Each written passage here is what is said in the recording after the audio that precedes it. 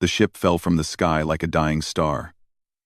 It hit the surface of Keth 4 with a sound that shook the ground for miles. Metal screamed, glass shattered. Then there was silence. Yuna opened her eyes in the darkness. Her head was bleeding.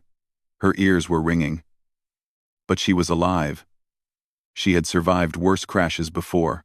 Not many, but enough to know that the first few seconds after impact were the most important. Check yourself. Check others. Move. She pushed a broken panel off her chest and stood up slowly. The cargo hold was destroyed. Emergency lights flickered red, painting everything in blood-colored shadows. She could hear crying somewhere ahead. Small voices. Children. The cubs. Yuna had been hired to escort cargo, not passengers. But when the Valori diplomatic ship needed an extra guard for their envoy of young cubs, she took the job. Easy money, they said. Safe route, they said. Nobody mentioned the asteroid field. Nobody mentioned the engine failure. She climbed through the wreckage toward the sound of crying. Her body hurt in a dozen places. But pain was just information. It told her she was still functioning. She could deal with injuries later. Right now, she needed to find the children. The passenger cabin was half crushed. 6 small bodies huddled together in the corner, covered in dust and debris but miraculously alive. Valori cubs looked like a mix between cats and foxes, with large ears and soft golden fur. Their eyes were huge and wet with tears. The oldest one, a female cub named Bora, was holding the others close, trying to be brave. Yuna counted them quickly. 6 cubs. 12 passengers had boarded the ship. That meant the other 6 adults were dead. She did not waste time checking on them. Dead was dead. The living needed her attention now. Is everyone hurt? Yuna asked. Her voice was calm and flat. She had learned long ago that panic spread faster than fire. If she stayed calm, they might stay calm too. Bora shook her head slowly. We are scared, but we are not badly hurt. What happened? Where are the teachers? Yuna looked at the cub for a long moment. The child deserved the truth, but the truth would break her. So Yuna chose different words. The teachers cannot help right now. I will take care of you. Do you understand? Bora's eyes filled with more tears, but she nodded. She was young, but she was smart. She understood what Yuna was not saying. Yuna spent the next hour pulling supplies from the wreckage. Water containers, food rations, medical kits. A metal pipe that felt good in her hand. She worked without stopping, ignoring the blood dripping down her arm from a deep cut she had not noticed until now. The cubs watched her from their corner. They did not speak. They did not move. They just watched this strange human work like a machine, never resting, never complaining, never showing fear. One of the smaller cubs, a male named Teho, whispered to Bora. What is she? A human, Bora whispered back. From Earth. She does not act like the humans in our books. Bora had no answer for that. When Yuna finished gathering supplies, she finally sat down and looked at her arm. The cut was deep. She could see muscle beneath the torn skin. Without a word, she opened the medical kit, cleaned the wound with disinfectant, and sealed it with adhesive strips. Her hands did not shake. Her face showed nothing. Minji, the youngest cub, started crying again. She was only 4 cycles old, barely old enough to speak in full sentences. She wanted her mother. She wanted to go home. She wanted this nightmare to end. Yuna looked at the crying child. For a moment, something flickered in her eyes. Something soft. Something sad. Then it was gone, replaced by the same hard calm as before. Crying is fine, Yuna said quietly. But do it quietly. Sound carries on this moon.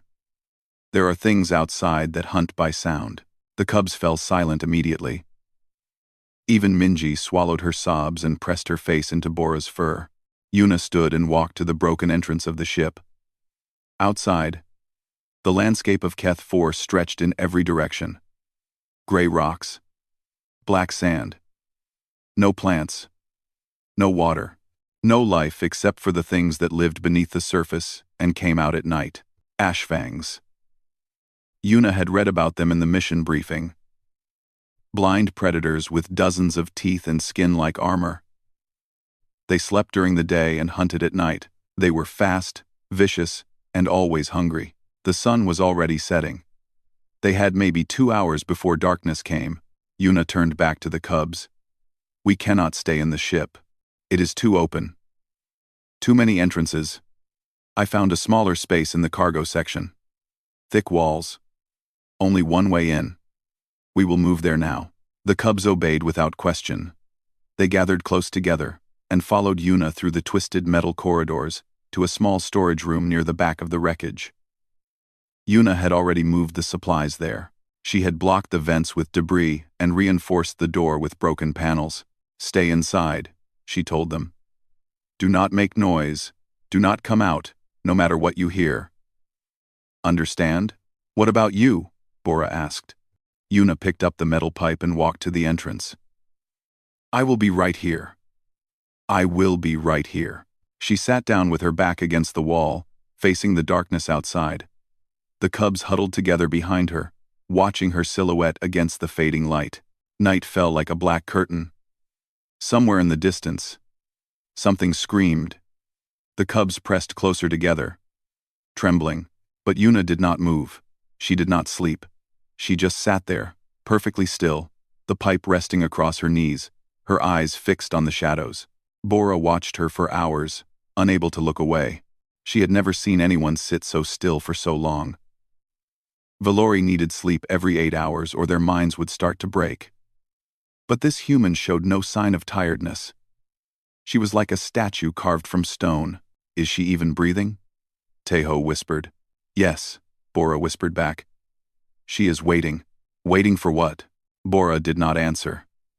But deep inside, she already knew. The human was waiting for something to come. And when it did, she would be ready. The night stretched on, cold and endless. And Yuna kept her watch, alone against the dark. The attack came 3 hours after midnight. Bora was half asleep when she heard it. A scratching sound, soft at first, like claws dragging across metal. Then it grew louder. Closer. More scratching joined in from different directions. Something was circling the wreckage. Something was testing the walls. She opened her eyes and saw Yuna still sitting at the entrance. Exactly where she had been for hours. The human had not moved an inch, but now her grip on the metal pipe had tightened, and her body was coiled like a spring ready to release. A long, wet screech cut through the silence. It was the worst sound Bora had ever heard. Like bones breaking and metal grinding together. Like hunger given a voice. Yuna stood up slowly. She rolled her shoulders once and adjusted her grip on the pipe. Her movements were calm and measured, like she was preparing for a normal task instead of a fight for survival. The first ashfang burst through a gap in the wreckage. Bora had seen pictures of ashfangs in her schoolbooks. The pictures did not prepare her for the real thing. It was the size of a large dog, with no eyes and a mouth full of teeth that curved backward like hooks. Its skin was gray and rough, covered in thick scales that looked like armor. It moved with horrible speed, scrambling over the debris on 6 legs. Yuna met it before it could reach the cubs. The pipe came down in a brutal arc, hitting the creature's skull with a crack that echoed through the wreckage. The ashfang stumbled, but did not fall. It snapped at Yuna's legs, missing by inches. She stepped back, adjusted her stance, and struck again. This time, the blow landed on the side of its head. The creature collapsed, twitching. 2 more came through the gap before the first one stopped moving. Yuna did not hesitate. She moved like water, flowing from one strike to the next. Her movements were not pretty or elegant. They were raw and efficient, designed to do maximum damage with minimum effort. She aimed for heads and joints, the weak points where even armored creatures could be hurt. The second ashfang fell with its skull crushed. The third managed to catch Yuna's shoulder with its claws before she killed it. 3 deep gouges opened across her skin, spilling blood down her arm. Yuna did not scream. She did not even grunt. She simply finished her swing, watched the creature fall, and then turned to face the entrance again. More screeches echoed outside. The pack was retreating. For now, Yuna stood in the entrance for several minutes, listening. When she was satisfied that the attack was over, she finally turned around. Blood was running freely down her shoulder, soaking her shirt dark red. Bora stared at her with wide eyes. "You are hurt. I know." Yuna walked to the medical kit and sat down heavily. She pulled off her shirt without embarrassment, revealing a body covered in old scars. Some were thin and white, long healed, others were pink and fresh. She had been hurt many times before. This was just one more wound in a lifetime of wounds. She cleaned the cuts with steady hands and pressed a bandage over them. The wound was deep enough to show muscle beneath, but she wrapped it tight and secured it with tape. The whole process took less than 5 minutes. "Should you not rest?" Tejo asked nervously. "You lost a lot of blood." Yuna pulled on a new shirt from the supply pile and picked up her pipe again. "I can rest when the sun comes up. Right now, I need to watch." She returned to her position at the entrance and sat down exactly as before. Her face was pale, and there was sweat on her forehead, but her eyes were still sharp and focused. The cubs could not sleep after that. They huddled together in the darkness, watching the human who guarded them. Minji was crying silently, tears running down her fur. The other cubs were too scared to even cry. "Why does she do this?" one of the smaller cubs whispered. Bora did not have an answer. She had been taught that humans were weak creatures. They had no claws, no armor, no natural weapons. They came from a planet that was trying to kill them from the moment they were born. They lived short lives and died easily. There was nothing special about them, but watching Yuna sit there, bleeding and exhausted, refusing to close her eyes even for a second, Bora started to wonder if everything she had learned was wrong. The hours crawled by. Twice more, they heard scratching outside. Twice more. Yuna rose to her feet, ready to fight. But the Ashfangs did not attack again. Perhaps they had learned that this shelter was not easy prey. When the first gray light of dawn appeared on the horizon, Yuna finally let out a long breath. Her shoulders dropped slightly, releasing tension that had been building all night. "Is it safe now?" Bora asked. "For a few hours. They sleep during the day." Yuna leaned her head back against the wall. "I need 20 minutes. Then we have work to do." 20 minutes of what? Sleep. Bora blinked. 20 minutes? That is not enough. You have been awake all night. Yuna closed her eyes. "It is enough. Wake me if anything happens." She was asleep in seconds. Her breathing slowed, her body relaxed, and she became perfectly still. Even in sleep, her hand stayed wrapped around the pipe. Bora watched her with a mix of confusion and wonder. Valori needed 8 hours of sleep every day or they could not function. But this human had fought and bled all night, and she only needed 20 minutes? Exactly 20 minutes later, Yuna opened her eyes. She looked around once, checking that nothing had changed, and then stood up as if she had rested for days. "Come," she said. "We need to make this place stronger before tonight." The cubs followed her out of the shelter into the gray morning light. The bodies of the 3 Ashfangs were still there, already starting to smell in the thin air.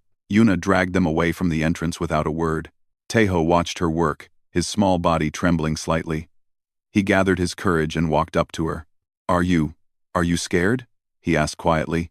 Yuna stopped and looked down at the cub. Her face was tired and drawn, but her eyes were surprisingly gentle. "Yes," she said. "I am scared." Tejo tilted his head, confused. "But you do not act scared. You act like nothing can hurt you." Yuna knelt down so she was at eye level with the cub. "Fear is not weakness, little one. Fear keeps you alive.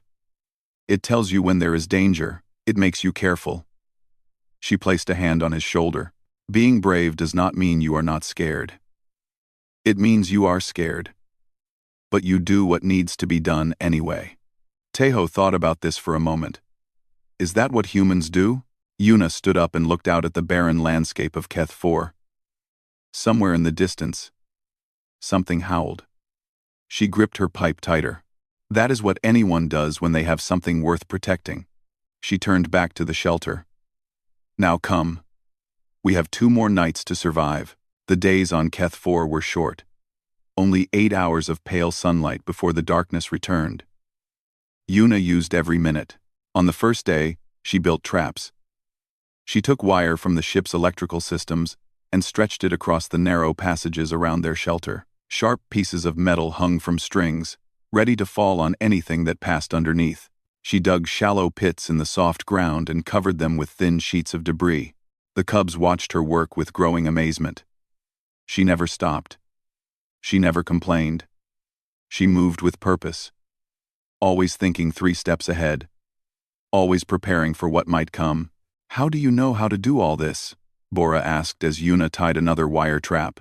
I was a soldier once, Yuna said without looking up. A long time ago. What is a soldier?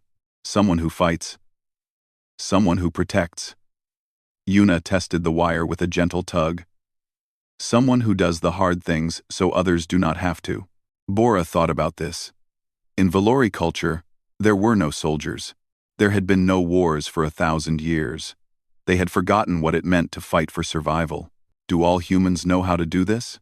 She asked. Yuna finally looked at her. There was something old in her eyes. Something tired and heavy. No. But many of us learn. Our planet taught us early that nothing is safe. Nothing is given. Everything must be earned and protected. She went back to work, and Bora did not ask any more questions. On the second day, food became a problem. The rations from the ship were meant for 12 people for 1 day. Now they had to feed 7 for at least 2 more days. Yuna cut the portions in half without asking anyone's opinion. The cubs were hungry. They complained quietly to each other. But none of them dared complain to Yuna. There was something about the human that made them want to be brave. To prove they were not weak, Yuna ate less than anyone. Bora noticed that she gave parts of her own portion to Minji, the youngest cub.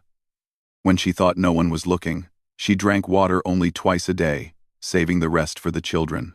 By the afternoon of the second day, Yuna was looking thin and gray. The wound on her shoulder had started to bleed through the bandage again. She changed it once, without expression, and kept working. That evening, as the sun began to set, she gathered the cubs together in the shelter. Tonight will be harder, she said. Her voice was hoarse from thirst. They know we are here now. They will bring more hunters. I need you all to stay very quiet and very still. No matter what happens outside. Can you do that? The cubs nodded, their eyes wide with fear. Yuna studied their faces. And for a moment, her hard expression softened. You are doing well. All of you. You are braver than you know. She reached into her collar and pulled out a chain that hung around her neck. On the chain were 2 small metal tags and a ring that looked too large for her fingers. She held them for a moment, looking at them with an expression the cubs could not understand. What is that? Teho asked. Yuna did not answer right away. She ran her thumb over the ring slowly, like she was touching something precious, something sacred. A reminder, she finally said, of why I keep going. She tucked the chain back under her shirt and turned to face the darkening entrance. The conversation was over, but Bora kept thinking about those metal tags and that ring. She had seen Yuna touch them before. Always at night. Always when she thought the cubs were asleep. Each time, the human's face would change. The hardness would fade, replaced by something soft and broken. Then it would be gone. And Yuna would be a stone again.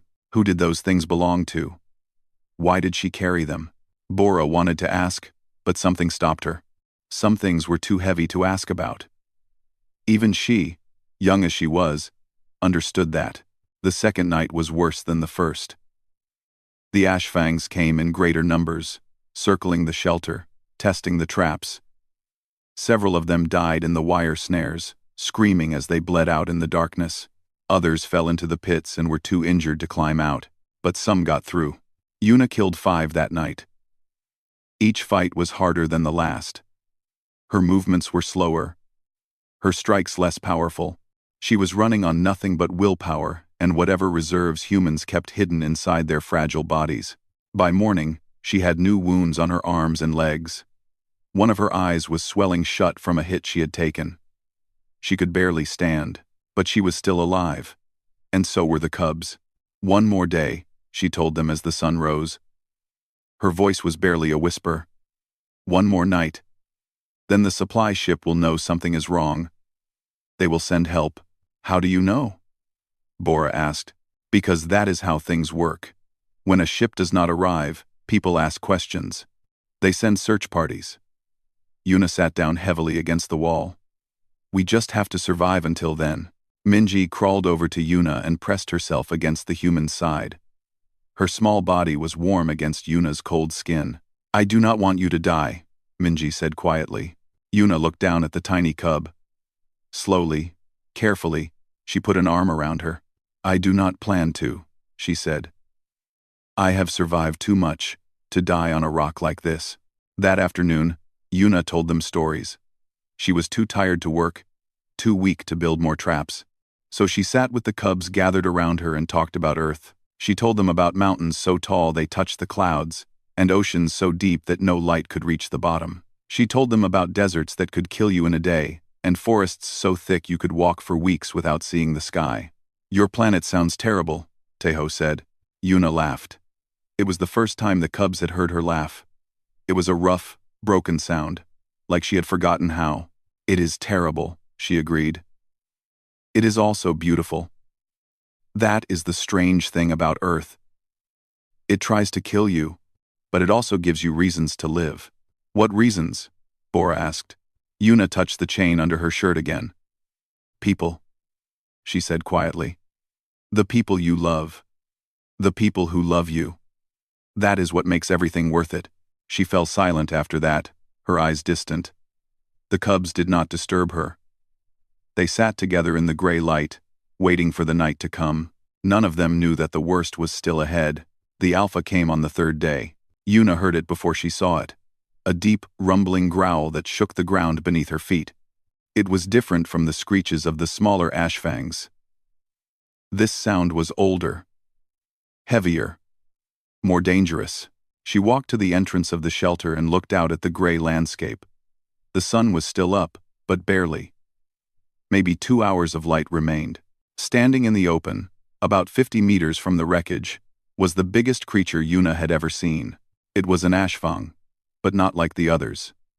This one was twice their size, with scales so thick they looked like armor plates. Its mouth was larger, its teeth longer, its body covered in scars from 100 battles. It was an alpha, the leader of the pack, the one who had sent its children to die for the past 2 nights while it watched and waited. Now it was done waiting. The alpha let out another growl and began walking toward the shelter. It moved slowly, confidently. It knew there was no escape. It had all the time in the world. Yuna turned to the cubs. Her face was calm, but her eyes were hard as stone. "Get into the back room," she said. "Close the door. Do not open it, no matter what you hear." "What are you going to do?" Bora asked, her voice shaking. Yuna picked up her pipe. The metal was dented and scratched from 3 nights of fighting. "What I have to do. You cannot fight that thing." Bora grabbed Yuna's arm. "You will die. Please. Hide with us. Maybe it will go away." Yuna looked at the cub's small hand on her arm. For a moment, something crossed her face. Sadness. Regret. Love. Then it was gone. "If I hide, it will find us. It will break through the walls. It will kill you all." She gently removed Bora's hand. "This is the only way." She walked out of the shelter before any of them could stop her. The cubs ran to a gap in the wall where they could watch. Bora tried to pull them back, tried to make them hide, but they would not move. They had to see. They had to know. Yuna walked toward the alpha with her pipe raised. She looked tiny next to the massive creature. A small, fragile human against a monster built for killing. The Alpha stopped and studied her with its eyeless face. It could feel her heartbeat through the ground. It could smell her blood, her sweat, her fear. It knew she was weak. It knew she was already half dead. It attacked. The creature moved faster than something that large should be able to move. It crossed the distance between them in seconds. Its massive jaws snapping at Yuna's body. She dodged to the side, barely. The teeth missed her by inches. She swung her pipe at the Alpha's head, putting all her remaining strength into the blow. The pipe bounced off the creature's armored skull like it was hitting rock. The Alpha turned and caught Yuna across the ribs with one of its clawed legs. She flew backward, hit the ground hard, and rolled. Blood started spreading across her shirt. She got up. The cubs watched in silence, tears running down their faces. Yuna was moving slower now. The wound on her ribs was bad. Each breath was a struggle. But she raised her pipe again and faced the monster. The Alpha attacked again. This time, its claws caught her thigh, ripping through muscle. Yuna screamed. It was the first time the cubs had heard her make a sound of pain. She fell to one knee, blood pooling in the dirt beneath her. The Alpha circled her, enjoying the moment. It had killed many creatures before. It knew when its prey was finished, but Yuna was not finished. She pushed herself back to her feet. Her leg nearly gave out. Her vision was blurring. She could feel herself dying, feel her body shutting down piece by piece. But she thought about the cubs huddled in the shelter. She thought about their wide eyes and trembling bodies. She thought about the promise she had made to herself, years ago, standing over the graves of people she loved. Never again. Never again would she let someone die when she could save them. She gripped the pipe with both hands and waited. The Alpha charged. Yuna did not try to dodge this time. She did not have the strength. Instead, she stepped forward, into the creature's path, and drove the pipe straight toward its face. The Alpha's mouth opened wide, ready to bite her in half. The pipe went through its eye socket. The creature's momentum carried it forward, crashing into Yuna and sending them both to the ground. Its body thrashed and twisted, claws raking the air, screaming a sound that echoed across the moon. Then it stopped moving. Yuna lay beneath the dead Alpha, unable to move. Blood was everywhere. Hers, the creature's. She could not tell the difference anymore. She heard footsteps running toward her. Small footsteps. The cubs had left the shelter. "Go back," she tried to say, but her voice would not work. Bora reached her first. The cub grabbed the Alpha's body and tried to pull it off. But it was too heavy. The other cubs joined her. All of them pulling together, crying and shouting. Finally, they managed to roll the creature aside. Yuna lay in the dirt, staring up at the gray sky. She could not feel her legs. She could barely feel anything. Bora fell to her knees beside her. "Why?" the cub demanded, tears streaming down her face. "Why did you do that? You could have hidden. You could have let it take one of us. You could have saved yourself. Why do you protect us?" Yuna's hand moved slowly to her chest. She pulled out the chain with the tags and the ring. Her fingers were shaking so badly she could barely hold them. "Because someone protected me once." Her voice was a broken whisper. "They died. So I could live. I could not save them." She closed her eyes, and a single tear ran down her cheek. "So now I save everyone I can. I carry them with me, and I do not let them down." Her hand fell to the ground, still clutching the ring. "Please do not die," Minji sobbed, pressing her small body against Yuna's. "Please. You have to stay. You promised." Yuna's lips moved, trying to form words, but nothing came out. Her eyes closed, and her body went still. Bora pressed her ear to the human's chest. For a terrible moment, she heard nothing. Then, faint but steady, a heartbeat. "She is alive," Bora said. "She is still alive." She looked up at the darkening sky. Night was coming. More ashfangs would come with it. They had no one to protect them now. But Yuna had taught them something in these 3 days. She had shown them what it meant to fight, what it meant to survive. what it meant to protect the ones you love. Bora stood up and looked at the other cubs. We have to get her inside. We have to keep her safe until help comes. But the monsters, Tejo started. We will do what she did. Bora picked up the bloody pipe from beside the alpha's body. It was heavy in her small hands. Too heavy, but she held it anyway. We will watch. We will wait. We will protect her. The cubs looked at each other. They were small and scared and had never fought anything in their lives, but they remembered how Yuna had stood against the darkness, night after night, bleeding and exhausted, refusing to give up. If a human could do it, so could they. Together, they lifted Yuna's broken body and carried her into the shelter. They sealed the entrance. They gathered around her, forming a wall of small bodies between her and the door, and when night fell, they did not close their eyes. They watched. They waited. They protected, just like she had taught them. The rescue ship arrived 6 hours after dawn. Bora did not know how they survived the night. The Ashfangs had come, circling the shelter, scratching at the walls. But they did not attack. Perhaps they had smelled the blood of their dead alpha. Perhaps they had learned that this shelter meant death. Or perhaps they had sensed something different about the creatures inside. Something that had not been there before. A willingness to fight. A refusal to be prey. Whatever the reason, the cubs made it through the darkness. When the first rays of sun touched the gray landscape, they were still alive.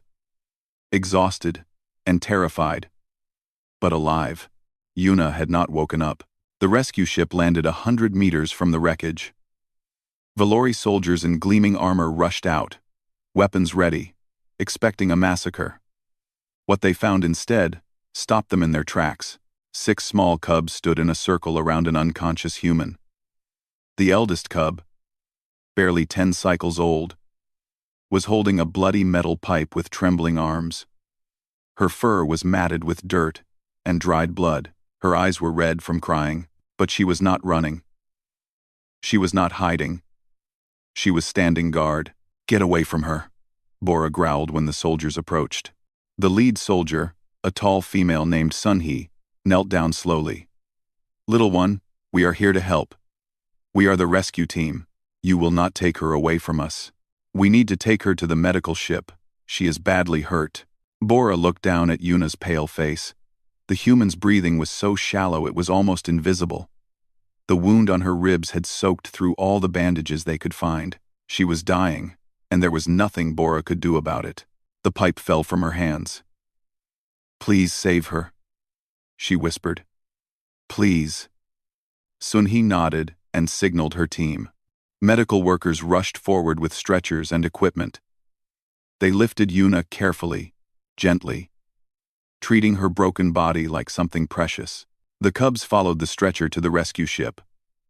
When the soldiers tried to separate them, tried to send them to a different section of the vessel, the children refused. Minji wrapped herself around Yuna's arm and would not let go, crying so hard she could barely breathe. In the end, the captain let them stay together. There was something about these cubs that made everyone uncomfortable. Something in their eyes that had not been there 3 days ago. A hardness, a knowing. They had seen things no child should see, and they had survived. The medical ship traveled for 2 days to reach the nearest Valori station.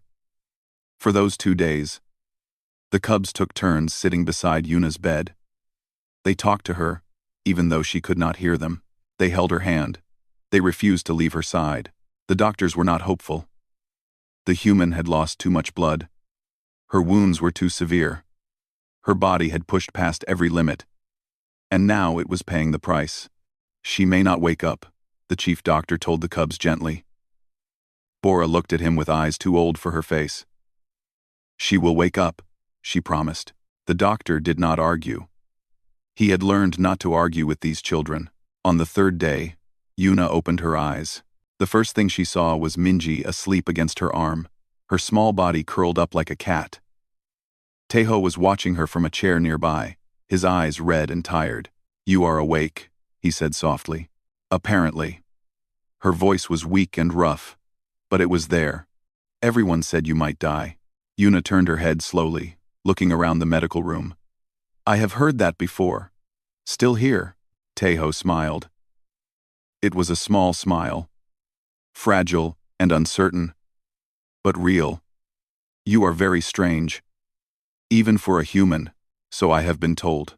They sat in comfortable silence for a while. Yuna drifted in and out of sleep, her body desperate for rest. Each time she woke, at least one of the cubs was there, watching over her. It took a week before she was strong enough to sit up. By then, the cubs' families had arrived at the station, desperate to take their children home. But the children did not want to leave. They begged and pleaded and cried until their parents agreed to let them stay until Yuna was well enough to walk. On the 8th day, Yuna was finally able to stand. She walked slowly to the window of her room and looked out at the stars. The cubs gathered around her, 6 small bodies pressed close to her legs. Tejo looked up at her and pointed at the chain still hanging around her neck. The doctors had tried to remove it when she first arrived. Even unconscious, she had fought them. "Why do you wear that?" he asked. Yuna was quiet for a long moment. She reached up and pulled the chain out, letting the tags and ring rest in her palm. "These tags belong to my team," she said slowly. "Soldiers. Protectors. We were on a mission together. Many years ago. Our ship crashed on a moon, not so different from where we were." She closed her eyes, and her jaw tightened. "They died getting me to safety. One by one. Fighting to the end." The cubs listened in silence. Yuna held up the ring. It caught the light of distant stars. "This was my husband's. His name was Do-hyun. He was the last one standing. He carried me for miles with broken legs and a hole in his chest. He told me to live. To keep going. To keep protecting people." Her voice cracked, just barely. "He died in my arms. I could not save him.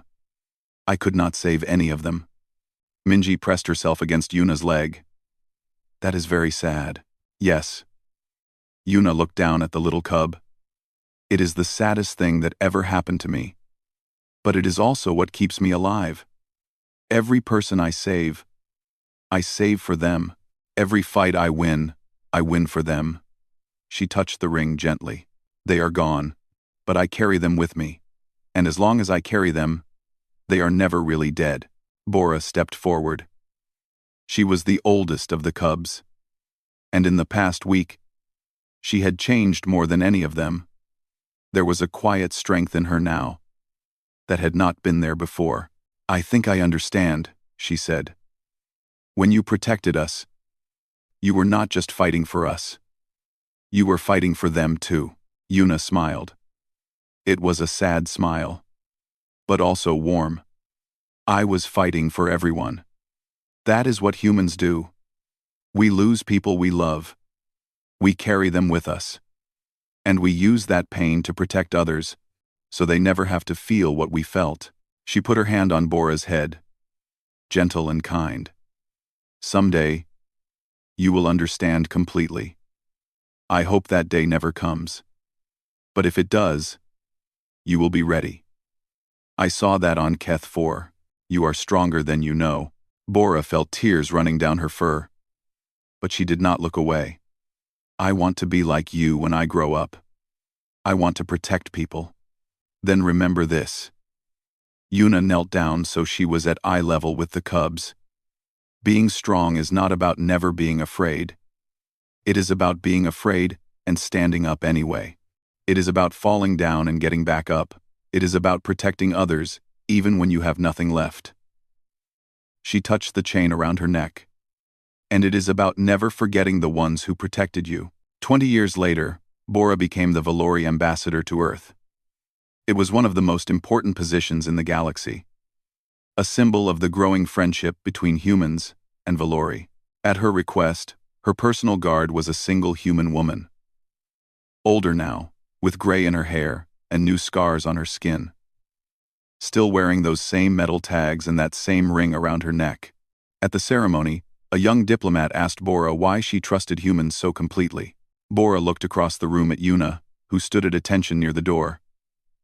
The human's hand rested on the ring under her shirt, a habit she had never broken. Because I watched her fight for us when she had nothing left, Bora said quietly. And I learned that humans do not protect others because they are strong. They protect others because someone once protected them. And they refuse to let that love die. She turned back to the diplomat. That is why humanity terrifies the galaxy, not because they are violent, but because they remember. And they never, ever stop fighting for the ones they carry with them. Across the room, Yuna caught Bora's eye. The human smiled. Just a little. The same sad, warm smile she had shown on that medical ship. 20 years ago, some things never changed, and some people never stopped protecting.